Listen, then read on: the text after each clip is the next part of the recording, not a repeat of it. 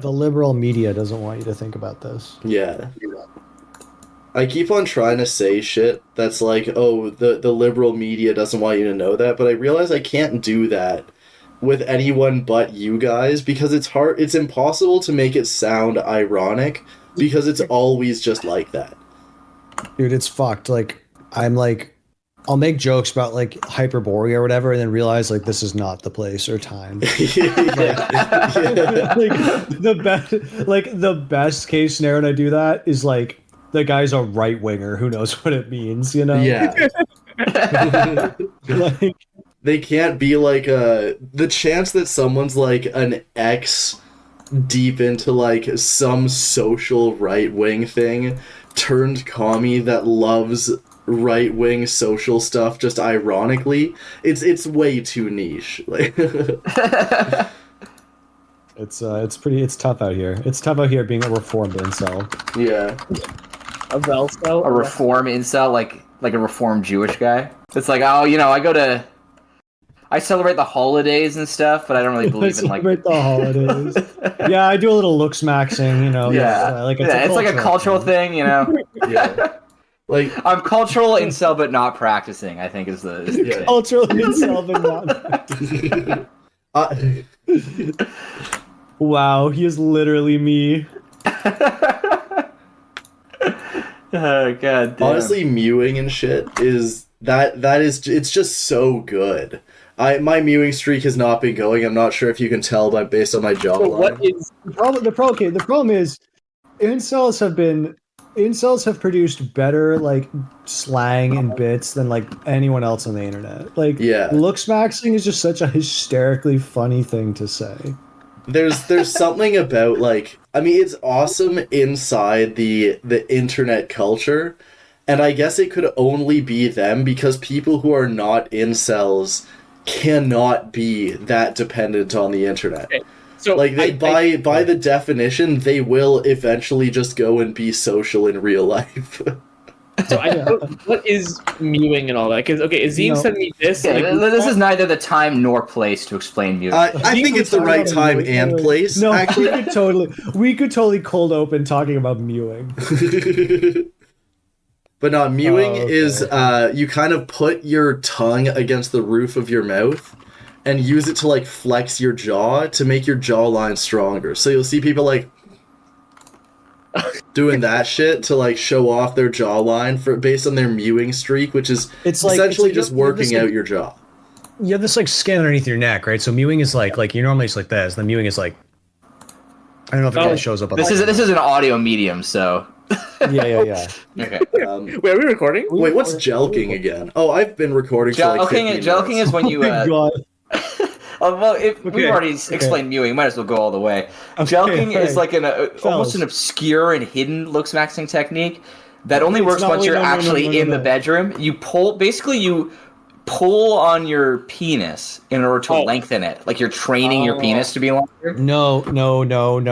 That's not like- true. That's not what jelking is.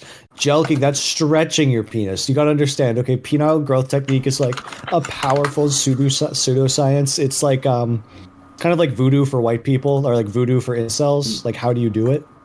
Jelking is when you masturbate in such a way that you like push the blood into the penis to stretch out from the inside. Oh no way! That's awesome. It's like you're like it's like you take the blood, you like half hard, you like move the blood around to like expand it like a balloon. Okay, And so then I over look it time, up and it it's says there's no supposed peer-reviewed research that backs up the claim that jelking works. But when someone says no peer-reviewed for jelking, that makes it sound like it works. You gotta understand, if I'm Spencer, looking into what I- jelking, I don't want peer-reviewed, you know? Here it says that it creates tiny tears in the skin which heal and become thicker. I think. Listen, I don't know if there's a hard and fast definition of jelking when it comes down to it. It might just refer to a collection of penile lengthening techniques. You're probably correct about that. I love, there's like looks maxing videos where someone's like top 5 looks maxing techniques, and they're always just like, what are the best 5 looks maxing techniques, but not jelking.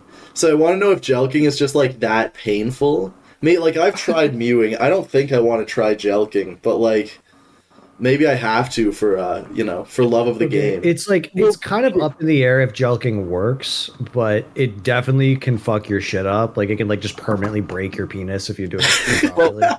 That's Let me awesome. So like it's kind of this like it's sort of like this like Faustian. It's like an Icarus technique. exactly. It's like this Icarus thing, you know. Like if you push it too far, you will destroy your shit permanently. The Pythagoras cup of Literally, Willis Maxing. Clearly, if there's no peer-reviewed studies, that means there's a gap in the market. So, Spank, Yeah. let me know if you need help to fill that market. I can peer review. we can get a sample size of 4 right here. Yeah, exactly. When will jelking receive FDA approval? That's the question that needs to be Yeah. asked. I want to go to a doctor and them to be like, look, jelking for 6 months, you know? I got a couple months ago. I got ChatGPT to write me a whole script for a Seinfeld episode where Kramer and George get in a jelking competition. Yeah, I want to go to a doctor and get like, a cute doctor or something like that, and they do a general checkup. And she goes at the end, she's like, everything's working fine, but that shit's small, man. You'd better start jelking. Okay.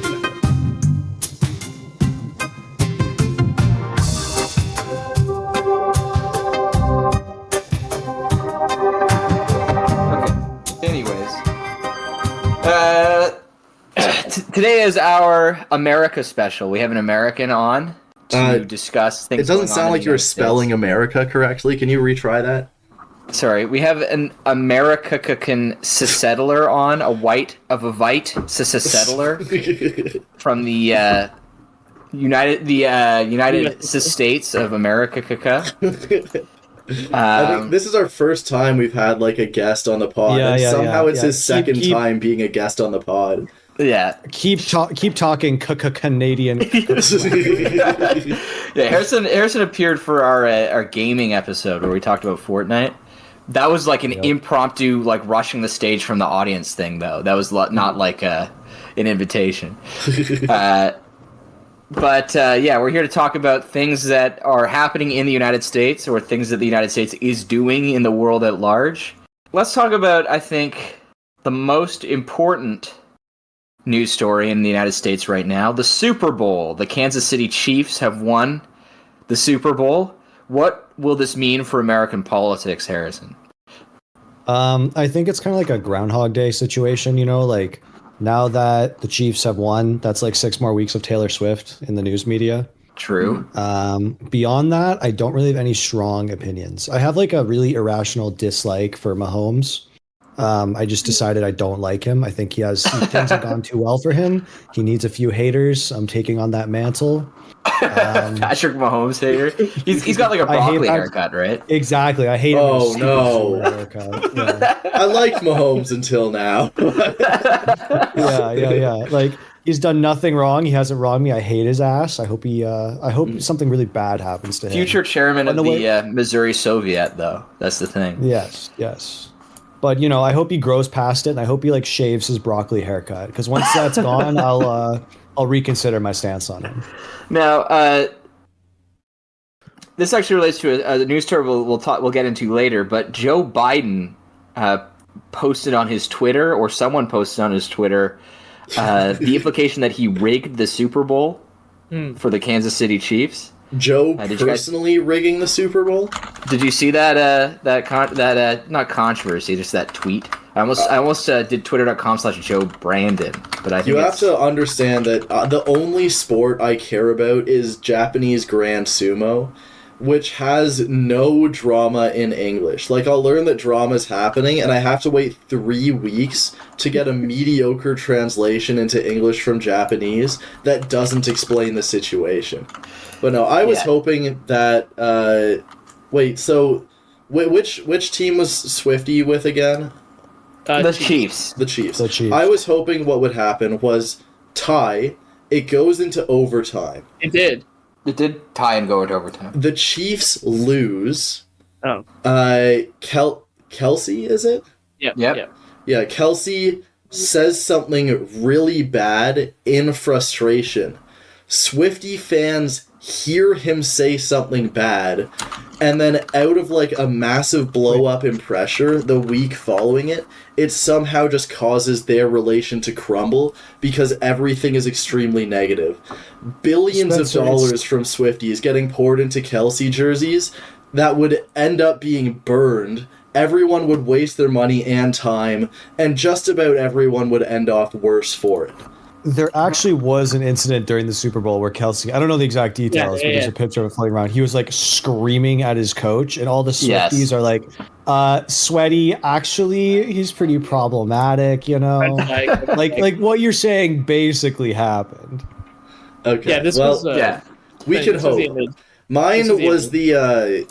I think I'm on record saying that I hate fun and happiness. I hate when people go about their day and are just like enjoying their time without overthinking everything, just like smiling, breathing the air and all of that. So that was my game plan that I went in with, which was the game plan of maximum suffering. Wait. Travis Kelce is the captain of the Kansas City Chiefs? He's the tight end. He doesn't do anything. Is he the captain? He's wearing a captain patch on his jersey in this pic. No. And I just Googled it, and he is a captain of the Kansas City Chiefs. That seems AstroTurf to me. That seems like a psyop. He's a tight end. Listen, Taylor Swift made him famous. I'm sorry, folks. It's true. Yeah. I think it's acknowledged that at least half of the people who know who he is at all, if not more, only know because of Taylor Swift. Like that's. Well, yeah. That's. Well, I think you might be underestimating how popular football is in the United States and how encyclopedic a knowledge of football American men over a certain age have. But that's true. But also, there are so many Swifties that never cared about football. I'm going to defend him on this. I agree. You know, there's half. There's like all the men know him from football, and all the women know him from Taylor Swift. That's true. And there's like 2% more women than men, so it's a slim majority. Also, if you want to add to the defense, where people might have like encyclopedic knowledge about their football teams, but Taylor Swift fans will know everything about them. So there's just more Taylor Swift fans than there are Kansas City Chief fans. That's true. Shit, you're right. You're right. I think a 50-50 split's pretty fair. But now, what do you think what do you think will happen if Taylor Swift endorses Joe Biden? Will that affect the outcome of the election? She endorsed Biden last time. Huh. Yeah. I didn't think she actually was going to do that. So not this election. Not this election. Last election. Last election? Okay. Yeah.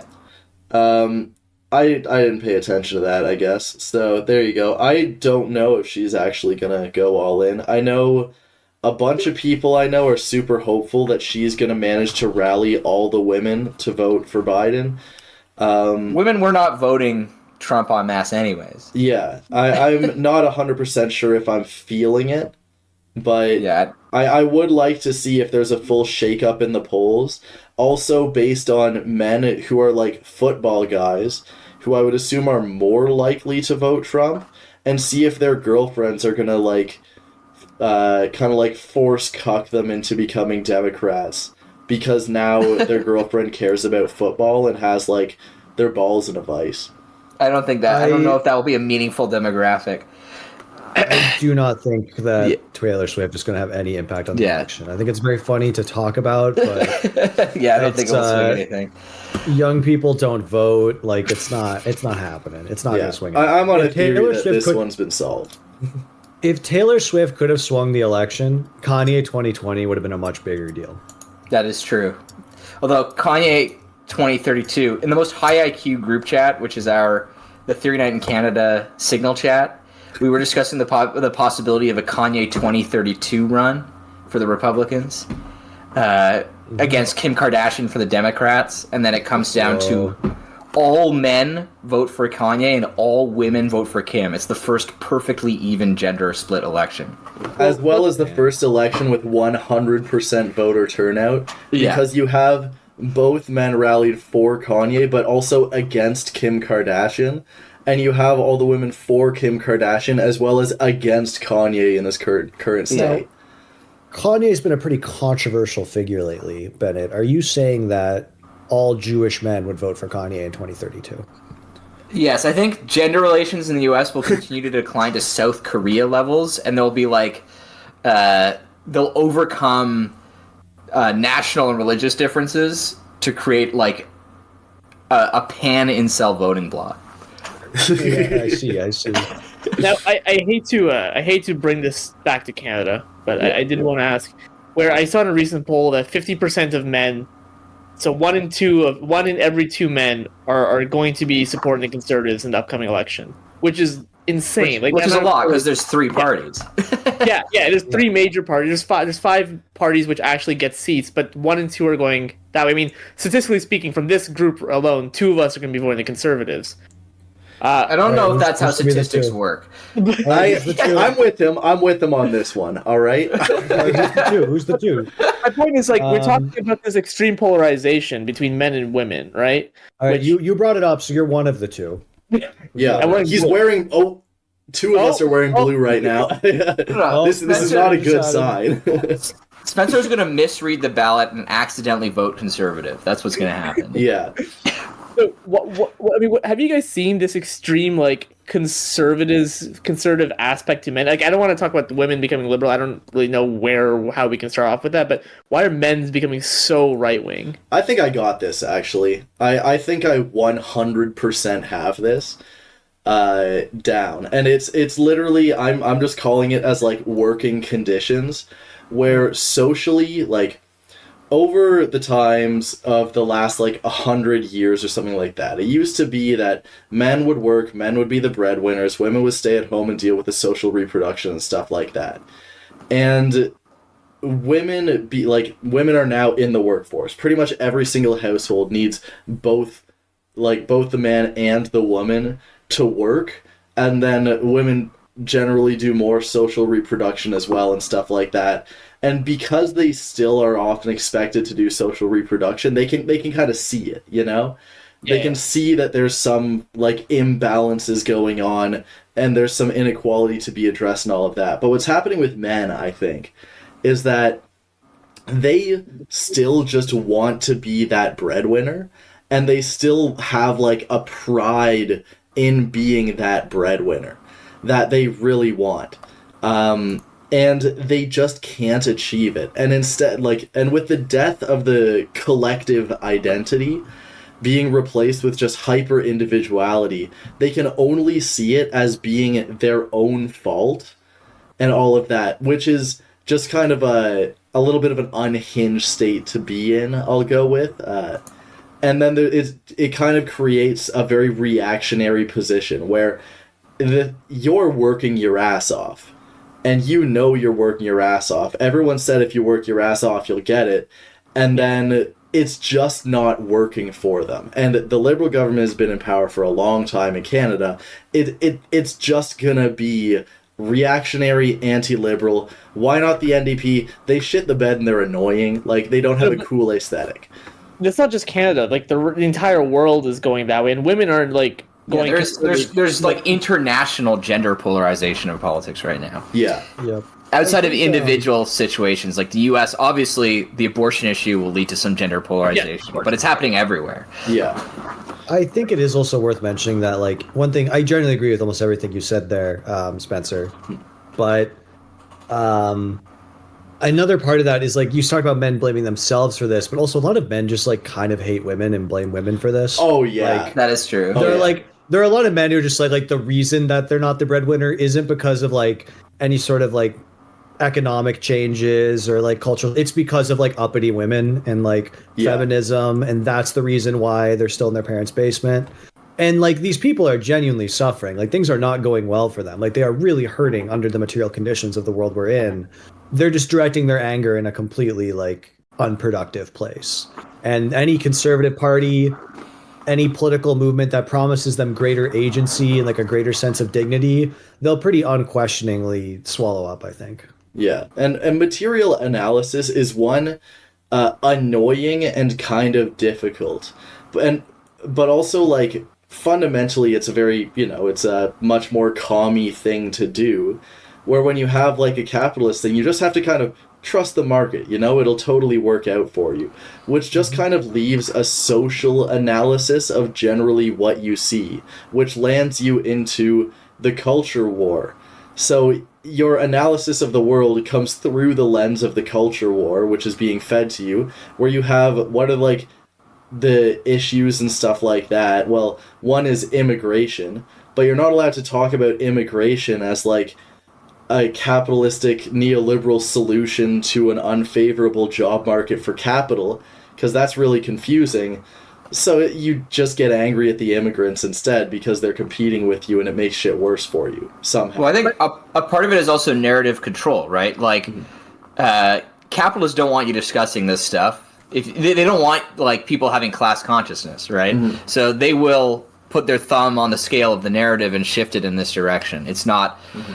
It's not the fact that everything is so precarious now that your situation sucks. It's this and that outgroup. Yeah. Yeah. I mean, maybe there's something to be said for the fact that like capitalism right now can sell women the idea that like, you know, you're getting a one-up on the chud-like men by getting a job and making money for your boss. And they can also sell men the idea that, you know, you're getting a one-up on the uppity feminists by making a lot of money and being like a hustle bro, you know? Yeah.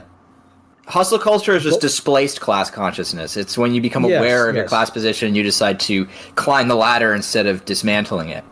Yeah, that is true. I mean, I've long said that I think to some extent hustle bros are the most class conscious demographic in America, which is very funny.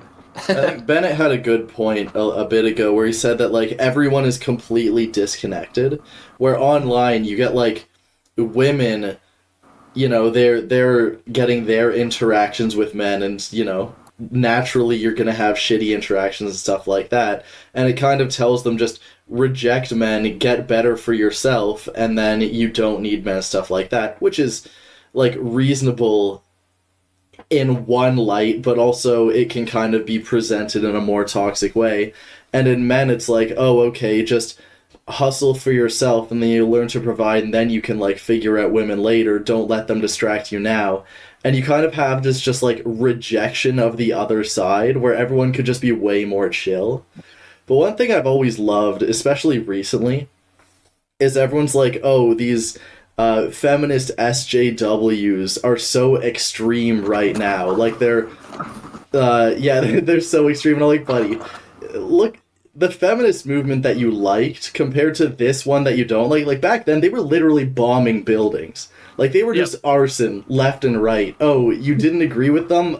They're showing up to burn your house down. Like, the person that's complaining on Twitter is not that radical. We have to return to the feminist movement that shot Andy Warhol. Hell yeah. No, we do not. United Canada endorses the scum manifesto. A lot of these things you're saying, you're right. It pertains a lot to women as well, but women haven't gone the far right or even the extreme hustle bro, at least not as much as men have. Is that from like a deep desire of like, okay, in the past we've seen men be the breadwinner, so we must also be the breadwinner kind of thing, and in a desperation try to reach that level? Yeah, well, in a sense, it wouldn't make sense for women to take a reactionary tack, right, as opposed to a liberal one, because the reactionary past that the conservatives hearkened to was when women were unemancipated. It would be nonsensical for women who desire independence financially to want that, right? I think as well, like, it does really kind of play into a kind of patriarchal thing. Yeah. Where, like, women generally have a greater awareness of a lot of their standing because they have to be. They have a history, like Bennett said, of being unemancipated and stuff like that, and they are part of the culture war. And yeah, I also think this kind of plays into the current culture war of, like, trans stuff, where trans women transitioning into being men. No, whatever. Deal with me. You're thinking of female to male transgenderism? That isn't so crazy, but men transitioning to women, people hate that. And I think it's because there's like a secret kind of idea in their brain that they don't realize that it's tainting masculinity. And I feel like women can kind of read that a little bit better and that kind of side of things. I don't think it's the biggest thing, but they can smell it, you know? Yeah, I think there's something to be said for that, but I also think another big part of it is that like a lot of these, sort of red vern reactionary men see women as like a prize to possess, Like they see women like sort of the what am I thinking of? Like You're talking to me about the Silicon Valley thing, right? the Silicon Valley thing is like it's like it just like undermines like the prize they're going for. It like threatens their sexuality in some way if that's what they're trying to like possess, Well, for what it's worth, Andrew Tate is on the record as being pro trans women as long as they're hot, as long as they pass. I think he has a video. Just a very strange video where he's like, I would rather have sex with a trans woman who looks like Megan Fox than like Hulk Hogan kind of. Yeah, like a cis woman who looks like Hulk Hogan. I think that was his take. Yeah.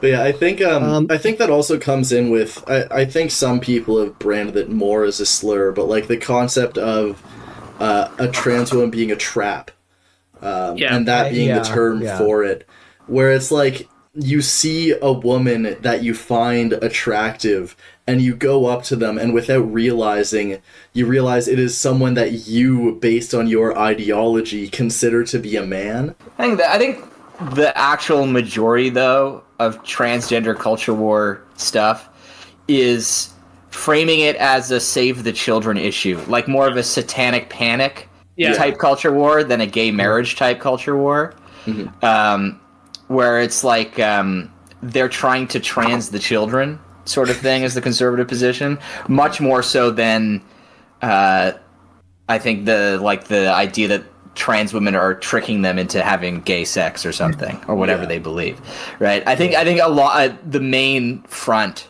of the culture war around trans stuff is, should children be allowed to engage in this behavior or whatever, right? Which is why the main battleground of this culture war has been in Canada, the schools notifying or not notifying parents about pronoun changes and name changes at schools. And in the US, youth gender medicine has been a main front of the trans culture war. I do want to circle back to the Silicon Valley thing really quickly that was brought up, because I saw a tweet several months ago that really stuck with me that was just saying, like, it was someone like talking about they had a conversation at a San Francisco party, and what they were told is like the new ideal trophy wife in San Francisco is not like the hottest actress in the world. It's the most successful and intelligent woman you can get to give up her career in her 30s to have your children. Like, even in that kind of like progressive environment, like men still kind of see women as like a prize that like their possession of like signals some kind of status. Yeah, there's definitely an aspect of like domination in some sense. Like women are something to be conquered as opposed to something to work with through every step of the way. Yeah. Well, speaking of men dominating women, how about that Nevada primary, fellas? Hell. Before transition, small thing. Every time I hear anything about California, before we transition, I'm more and more convinced California is like the least progressive place there is. Like, it just sounds so awful. I think California's pretty progressive when it comes to like social issues. I think California's done the clean transition from like being a straight up military industrial state, which I guess it still kind of is, to becoming like the ultimate gay state, to becoming like a gay hustler state, with the hustlers being the people that acknowledge class conscience but want to be on top. I think it would be like the perfect market liberal state where it's very like it has a lot of elements of social progressivism in the big cities, but it's still like the home of Silicon Valley and American media production. You guys are really overcomplicating it. Like, what California is at its center, like it's the core of its identity is it is the beating heart of neoliberalism. Yeah. like California is neoliberalism, and neoliberalism is California. It's progressive in the sense that neoliberalism is progressive. It's reactionary in the sense that neoliberalism is reactionary. That's very true, and it's I don't think it's a mistake that Ronald Reagan is from California. Not at all. No, I think the boom and busts. You can also tell it with I've said pretty consistently here that neoliberalism is based on reducing all state activity into military and policing to defend capitalism internally and externally. And California is literally, like, historically how it was built and how its boom and bust cycles work is based on waves of military investment for technology and everything else like that.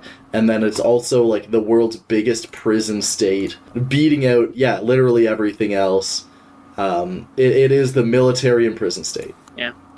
Okay. Anyways, let's talk about American election happenings, predictions. Most recently, in Nevada, the Democrat-controlled state legislature legally mandated the Republican Party to hold a traditional primary. The Republican Party begrudgingly agreed, but still held their regular caucus. Nikki Haley objected to this decision, claiming that the Republican Party was rigging it for Trump, and Trump objected to the primary, claiming that the Nevada Democrats were rigging it for Nikki Haley.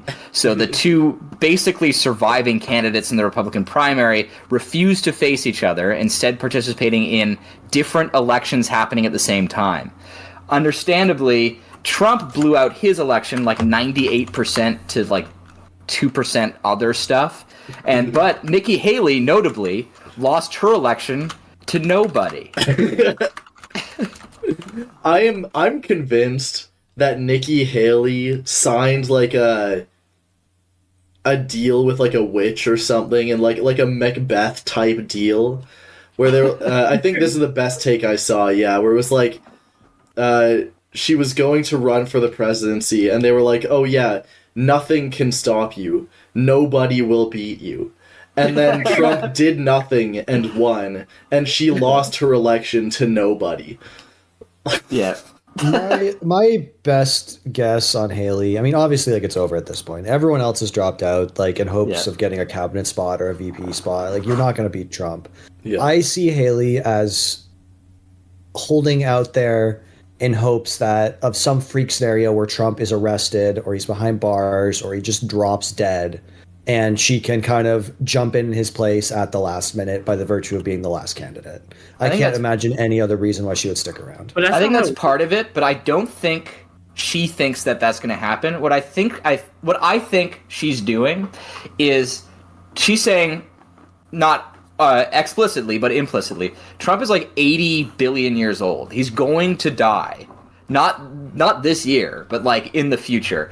The Republican Party needs to have a post-Trump plan, because as Meatball Ron showed, Trump voters aren't in it for his actual policies. They're in it for Donald Trump.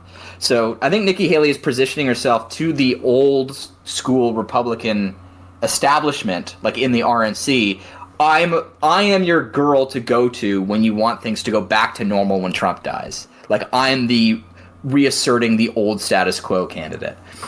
But does anyone think it's going to go back to normal? Like, do we really believe that's what's going to happen? I actually agree with Ben on this because Harrison, even if he gets arrested suddenly, right? Say he gets arrested like a month or 2 months from now.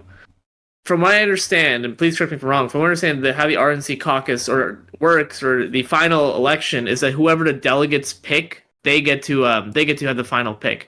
And so right now, all the delegates are going to Trump. If Trump is not there, they're just going to go to Trump version 2, whatever that may be, which is not Nikki Haley. Well, the thing is, Trump V2, like, none of them have the juice, right? What is it, Vivek? Yeah. Vivek, I think, is the only one that might have the juice. That guy was like, it was a brief moment, but that guy shone like the fucking North Star. Rapping Eminem, just popping the fuck off in front of the crowd, and the crowd loved it. What's the deal with Mexico? You see him buffer for 2 seconds, carpet bomb him, glass the country. Okay, besides being a genocide, despite the fact that he's even more of a genocidal maniac than the normal Republican candidates, Vivek and Ron DeSantis and all the rest of the Diet Trump guys, they don't have what Trump has, which is the ability to mobilize like lumpen proletariat non-voters in the United States that wouldn't come out for anyone else. Like when Trump dies, I don't think all the Q people are going to shift to Vivek or Ron DeSantis. I think a lot of them are just going to go back to what they were doing before, which is dismissing elections as fundamentally rigged and pointless. Ben, talk about the caucuses, like the delegates who are going to be... The delegate stuff, yeah, they'll choose someone else, and like that might go in whatever direction. But I don't think, like when Trump is gone in the far future, not like in this year, 5 or 6 years from now, I think the Republican Party is going to have a plan on what to do post-Trump. And I think Nikki Haley is banking on that. Like, I'm your girl for if you want to reassert the old status quo. I think that it's gonna fail. I think that's kind of like what every single political failure does, where someone's like, "Oh, we were so respectful 15 years ago. Let me do the 15 years ago." That was 15 years ago, buddy. No one cares anymore. Like, we've moved on past that. For better or worse, one way or another, people don't want a return to the past that much. Like, I think that Vivek is absolutely insane because he had to try to outcompete Trump. I have a feeling that what would happen if they were looking for, like, the new Trump shows up or whatever, it may not be Vivek, but I have a feeling it would be someone much closer to that than it would be Nikki Haley. But they, I think it's interesting that right? Like, you say they won't return to the past, but they literally elected Joe, which was a direct return to the past. I think Joe as well, though, that shit was, like, forced and they got lucky with it. I do want to comment on the Joe versus Trump thing. I think it's really important to notice that Democrats elected Joe as a return to the past. Like the Democrats who hated Trump more than anything, who desperately want to get to the past, versus the Republican electorate who don't see Trump as like Trump is the future. They want Trump.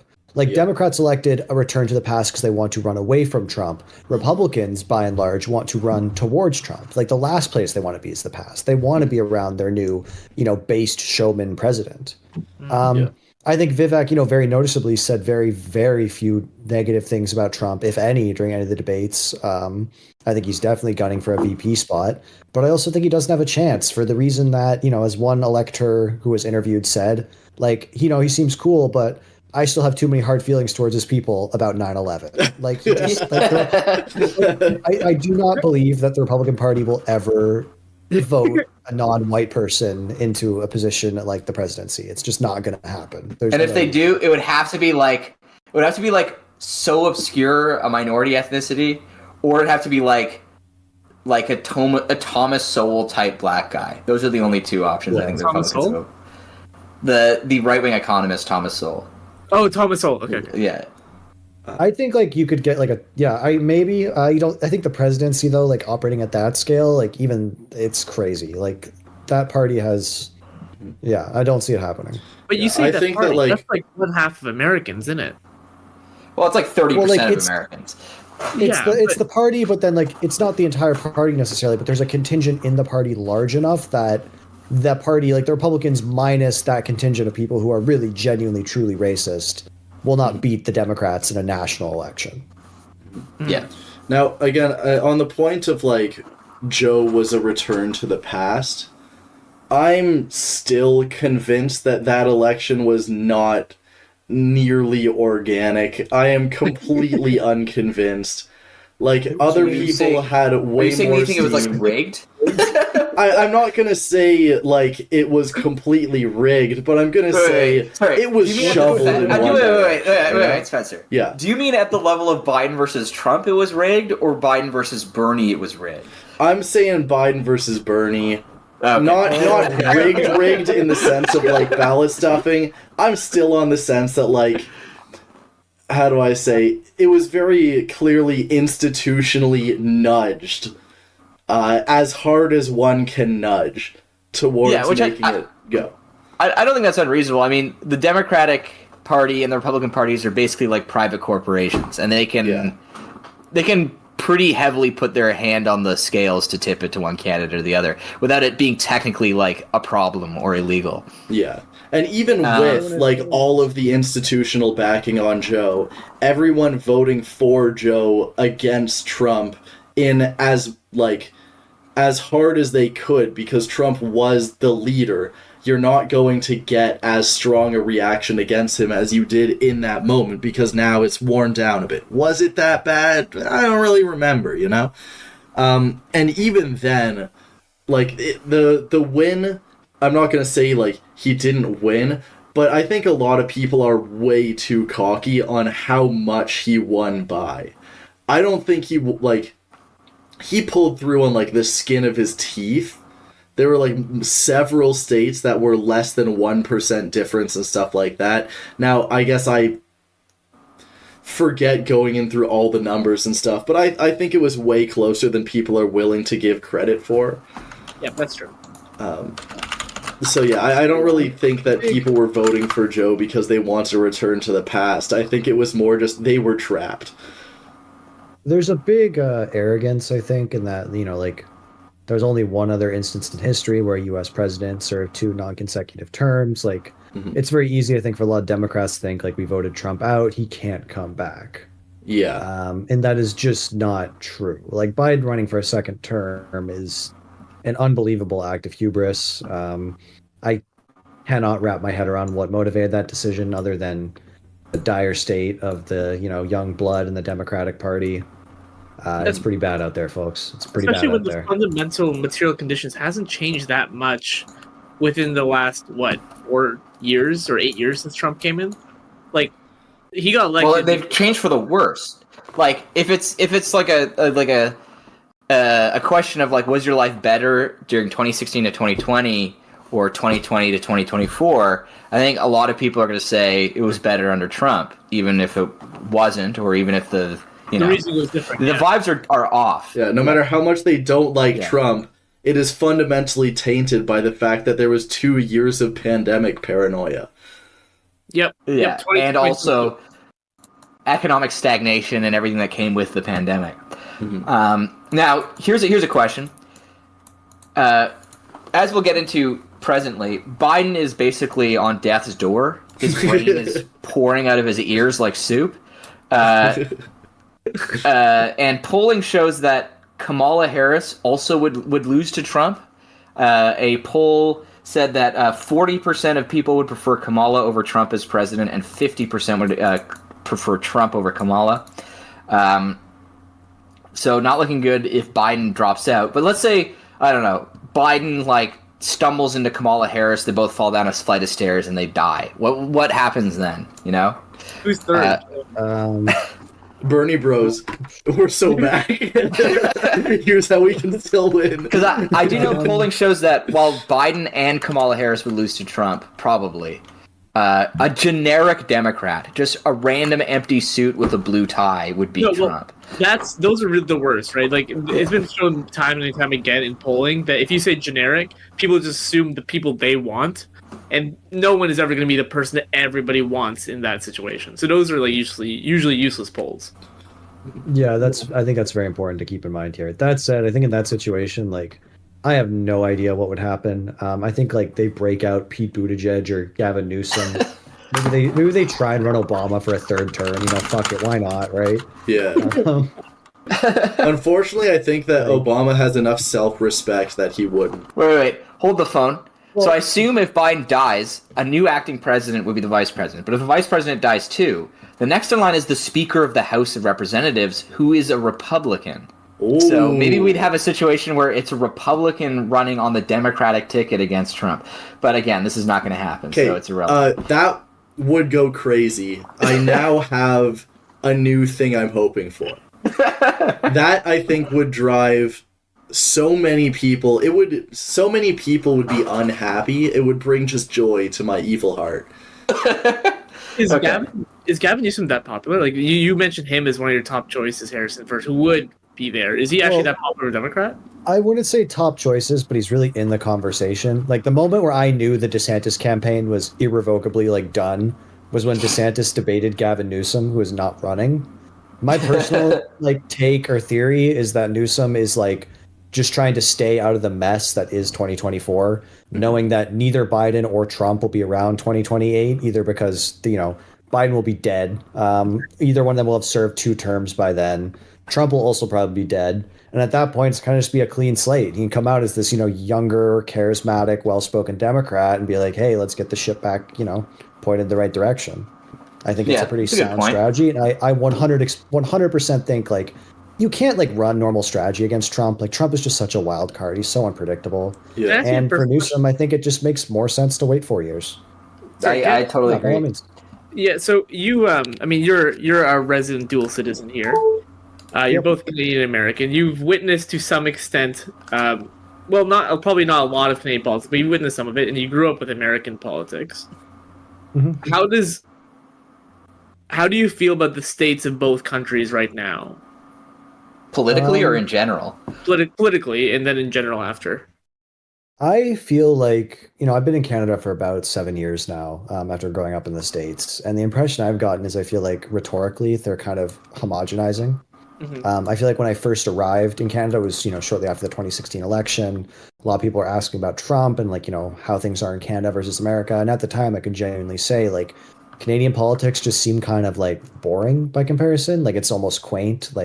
There's 3 parties. There's more civil conversation. Everyone's a little calmer, especially compared to the U.S. right after electing Trump, right? But now as the fuck Trudeau rhetoric has really heated up through the trucker protests and all of that, I definitely get the impression that a lot of this sort of political intensity has spilled over from the U.S. This very tribalistic thinking, this sense of nationalism, this increasing frustration driven on by material conditions. It feels like the frenzy that I ran away from in the States has arrived in Canada in really full force. Well, Canadian politics, I think, as long as I've been conscious and listening to people talking about it, people have always said that Canada is 5 years or 10 years, whatever number of years they want, downstream from American rhetoric. Yeah. So I'm not entirely surprised that as American politics heats up, Canadian politics 7 years later catches up to it. From the perspective of someone who grew up here and still lives here. Now, on to the next American happening. Whoa. What? Sorry, I thought we just were coming from Biden being half dead. We haven't even touched that story yet. Okay, keep going.